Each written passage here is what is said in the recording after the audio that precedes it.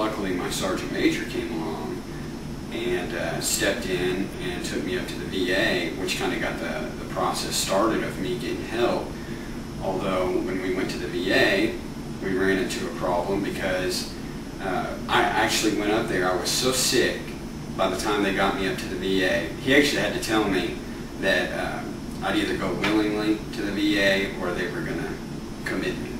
And, you know, that's how sick I was. And so I kind of was like, well, you know, I trust the sergeant major, and I'm just going to go along with it because I do know I need help. So I get up to the VA. I'm so sick that I barely could make any sense when I spoke. Was pretty incoherent. I remember like leaning against the wall. I was so weak and just worn down. I actually had to lean against the wall just to keep myself up. And I go back there and I'm talking to their doctors, and they're trying to get me admitted there so I can start getting help.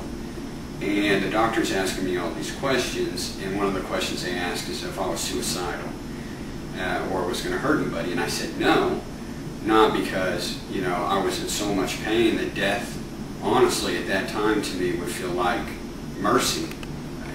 But religiously, I just don't know what would happen if I killed myself.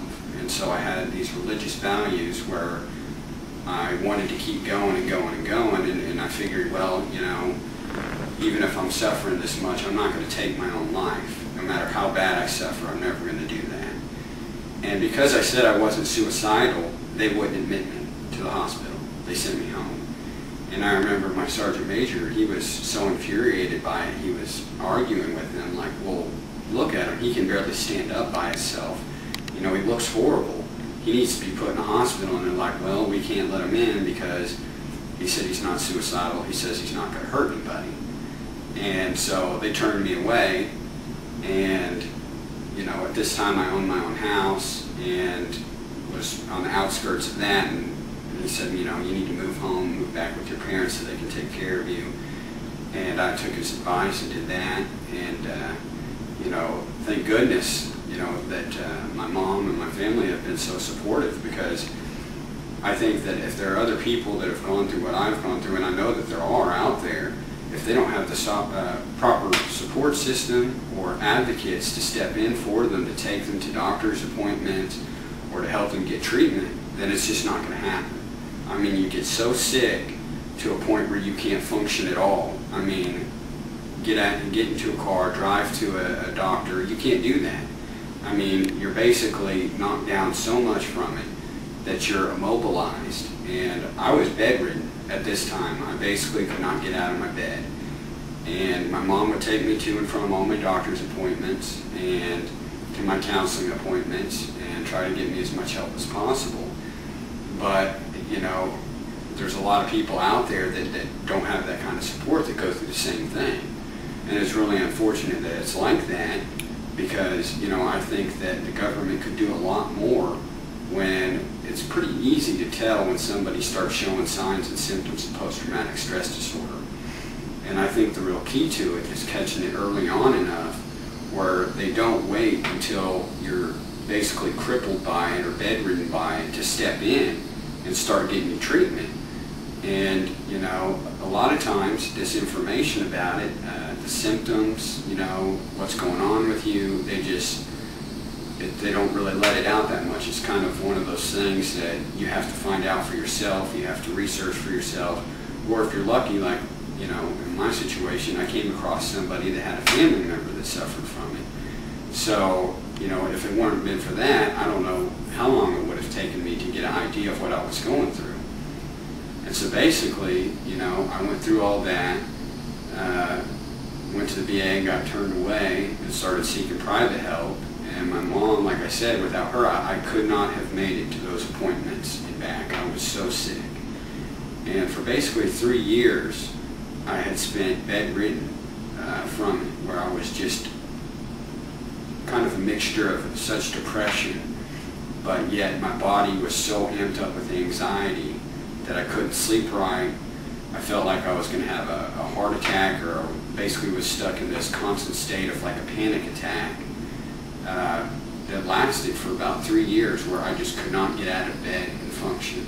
I mean, I would literally leave my room maybe 7 hours a week, and that would be to go to my counselor, my psychiatrist, and come back home. And I remember about 4 months after seeing my current psychiatrist, who luckily is very educated on post-traumatic stress disorder, had been speaking with me, and I told him it felt like my heart was going to jump out of my chest. He checked my pulse, and my pulse, just sitting in a chair in his office, was 120 beats per minute. And so he knew, right then and there, he's like, there's something, seriously wrong with Joe. And I know he's got post-traumatic stress disorder, but, there's a lot of stuff going on with him that we got to try to get fixed. And, I had some unfortunate incidents before I finally met him, where I had been misdiagnosed by 2 psychiatrists. The first time with attention deficit disorder, and the second time I actually took my mom with me and went and saw this guy, and he had me fill out this true or false survey that was basically like a front page and half of a back page of symptoms. And that took me about 10 or 15 minutes to do. Then I go in his office, he talks to me for 10 or 15 minutes and diagnoses me with bipolar disorder and puts me on 3 strong medications that, basically made me even worse, if I recall correctly. And, it took a lot of searching, but I luckily found a great psychiatrist who sits there, talks with me, finds out what's going on, how things are changing in my life, and, knew that I had post-traumatic stress disorder going into it, so he kind of knew what paths of treatment to try to start off, taking in the beginning. And, so I've stuck with him and gotten a little bit better. With post-traumatic stress disorder, you have to look at it when you get better, I think, over big time frames. It's not like you catch a cold and you can tell within a week, that you're better. With post-traumatic stress disorder, you look at it in months, if not years. You got to look back and say, well, 6 months ago, I wasn't able to do this, that, or the other, and at least now I can do these things. Even though they're small steps, you can see that kind of improvement, but usually it takes that long of a period of time to notice anything. And so, when he would talk to me, he'd say, well, you are getting better, you just got to look at the big time frame of it. When I first started seeing you years ago, you could only come here and go see your counselor, and you would go home and not get out of bed, and then after a year of that, I was able to move around a little bit, go to the movie store and rent movies and do small things like that. And after another year, maybe once or twice a month, I would go and try to hang out with my friends for a couple hours. And even knowing, it was really hard for me to do, and the whole time I'd be out with my friends, I'd be thinking how I wanted to get back to my bedroom and didn't really want to be out with them. I would push myself, push the envelope to try to, get better or make improvements, because the harder I figure that you kind of push yourself, the more you expose yourself to things that are difficult over time, they will become less difficult to do. And that's kind of one of the things with post-traumatic stress disorder, as I was saying, is you notice over big time frames, not short ones, where it's not like you can push yourself for a couple weeks and then all of a sudden you can do all this stuff and it doesn't bother you. It's like you push yourself to do a few small things, and then maybe 6 months later, they're not as hard to do. So I basically went through all this stuff and, got to a point where I can still somewhat function. I couldn't take care of myself. I definitely couldn't, make it to all my appointments and whatnot if I was required to, but I've gotten to a point where at least I can somewhat function. I get out of my bed and move around. And when I started getting to that level, I thought, well, what people really need is information about PTSD, what its symptoms look like, how families could read something and relate to it.